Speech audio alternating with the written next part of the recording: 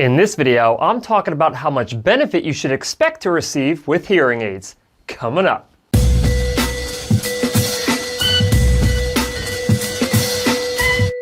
Hi guys, Cliff Olson, Doctor of Audiology and founder of Applied Hearing Solutions in Phoenix, Arizona. And on this channel, I cover a bunch of hearing-related information to help make you a better informed consumer. So if you're into that, make sure you hit that subscribe button. And don't forget to click the bell to receive a notification every time I post a new video.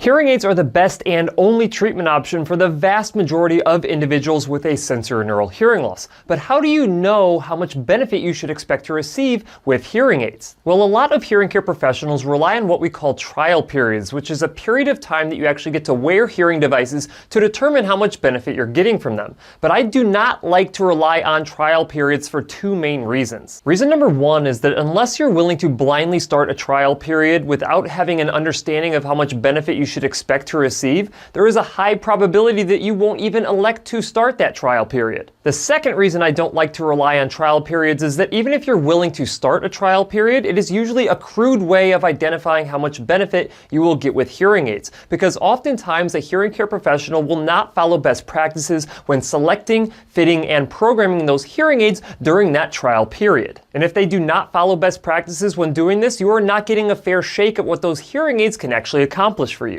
Instead, I recommend you have an understanding about how much benefit you should expect to receive by reviewing the results of your hearing test, otherwise known as your audiogram. When performing a hearing test and trying to determine how much benefit you will get with hearing aids, we're looking for several things. We're looking for what your sensitivity of hearing is, we're looking for what your word recognition ability in quiet is, and sometimes we're looking for how well you can understand speech and background noise as well. When identifying your hearing sensitivity, we will play beeps through headphones or insert earphones, and have you raise your hand or click a button when those sounds become just barely audible.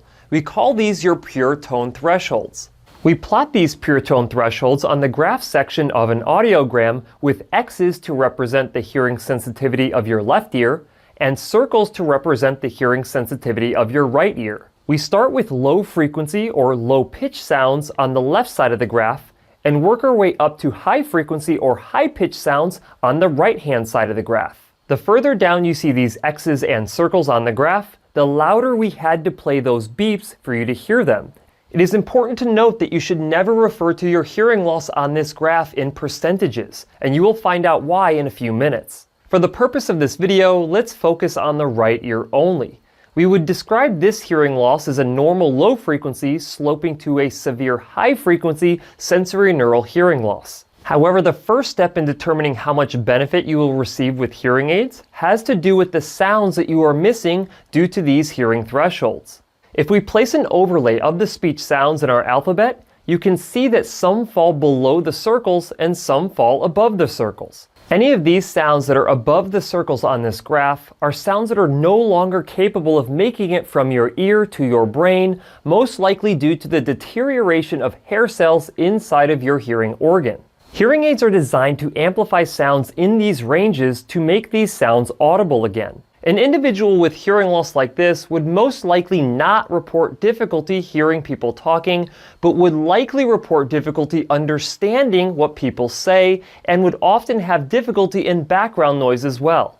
If the right hearing aid is correctly fit and programmed following best practices, it will restore these missing sounds back to the brain, where it can combine with the low frequency sounds that this individual is already hearing.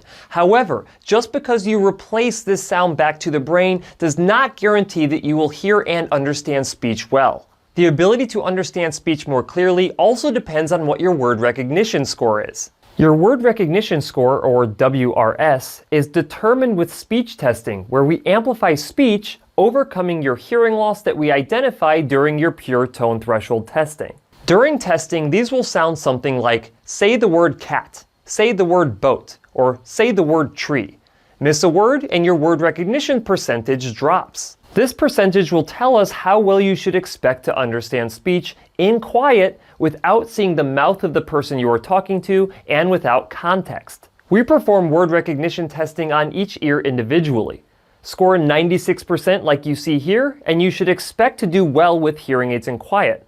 Score of 52% and expect to still struggle with understanding speech in a quiet environment even when wearing hearing aids. This should help you better understand how well you should expect to understand speech in a quiet situation when wearing hearing aids. But when you start getting into a noisy situation, that is a completely different story. We have no idea how well you should expect to understand speech and noise unless we perform speech and noise testing. One test I like to conduct is the Quick Speech and Noise Test, also known as the Quick-SIN. The Quick-SIN is a series of sentences that you have to repeat out loud, but instead of them being in quiet, like during word recognition testing, you have to hear these sentences through background noise that sounds like a noisy restaurant. The scoring ranges from 0 to 26. If you score a 0, you should expect to hear well in a background noise situation with hearing aids. If you score a 26, however, don't expect to have any success in a noisy situation, even if you are wearing hearing aids. The right hearing aids fit and programmed well using real ear measurement can improve your score to some degree, but it's important to know this score so you can have a realistic expectation of your hearing aid performance in noisy situations. Alright, to summarize everything that I just got done talking about, when trying to determine how much benefit you should expect to receive with hearing aids, you need to know what your pure tone hearing thresholds are so we know how much to amplify for you at which frequency. You also need to know your word recognition score, which is the percentage of speech that you should expect to understand when in a quiet situation if you're wearing hearing aids programmed and fit appropriately. And then you also need to know what your speech and noise score is so you can understand how well you should expect to understand speech when there's some background noise present. If you understand these three factors, then you will have a very good understanding of how well you should expect to perform with hearing aids. Again, as long as those are the right hearing aids, fit and programmed appropriately following best practices. If you'd like to learn more about best practices, I highly recommend that you watch my video that I will link in the description. You can also feel free to head over to my website, drcliffaud.com, where I have a provider locator tool where you can find a hearing care professional near you that is committed to following these best practices. If you can't find a professional in your area, don't worry. I also have a checklist that you can print off from my website that you can take into your hearing care professional to make sure that they're following them as well. That's it for this video. If you have any questions, leave them in the comment section below. If you like the video, please share it. And if you want to see other videos just like this one, go ahead and hit that subscribe button. Also, feel free to check out my website, drcliffaud.com.